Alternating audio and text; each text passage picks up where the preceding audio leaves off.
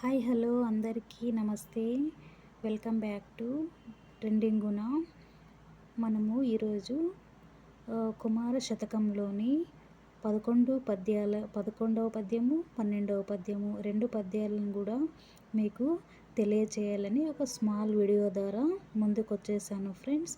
మీరందరూ కూడా వినడానికి రెడీగా ఉన్నారా? మరి చెప్పుకుందామా?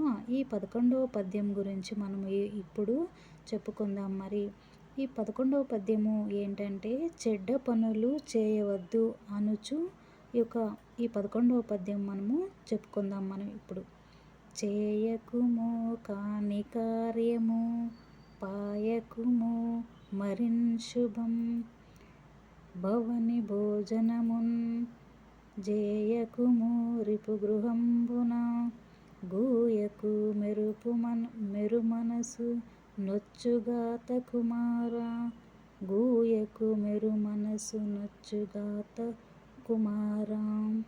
ఈ విధంగా పద్యం అయితే ఉందండి.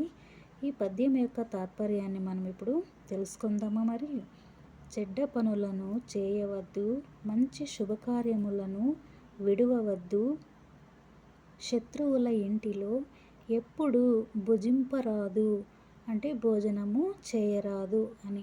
ఇతరుల మనస్సు బాధపడునట్లుగా మాట్లాడరాదు. ఇవి నీకు మంచి పేరును తెచ్చి నిన్ను అందరూ గుర్తించునట్లు చేయును కుమార అని ఈ పద్యం యొక్క అర్థము.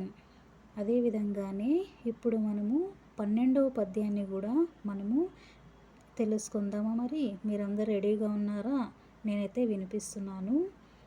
పిన్నల పెద్దల ఎడుగడు మన్ననన్నచే మెలుగు సుజన మార్గంబులని వెన్ని కొన్ని తిరుగుచుండిన నన్ని ఎడల నెన్నంబడదు అన్న కుమార.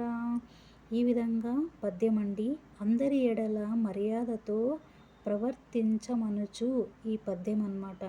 ఇప్పుడు ఈ పద్యం యొక్క తాత్పర్యము ఏమంటే, చిన్నవారితో పెద్దవారితో మర్యాదతో ప్రవర్తించిన ఎడల మంచివారని పిలువబడుదురు.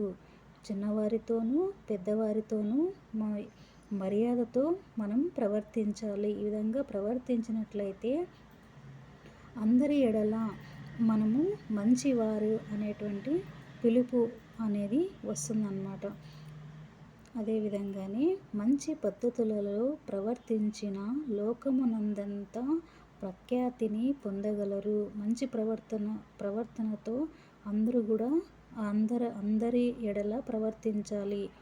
ఆ విధంగా ప్రవర్తించినట్లయితే ప్రఖ్యాతి అనేది పొందుతారు.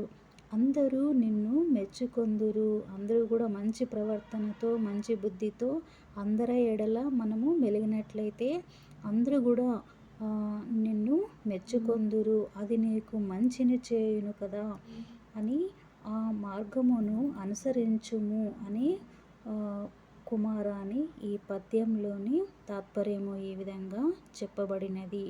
ఫ్రెండ్స్, మీ అందరికీ కూడా ఈ కుమార శతకంలోని 11, 12వ పద్యాలను నేను ఈ విధంగా వివరించాను కదా.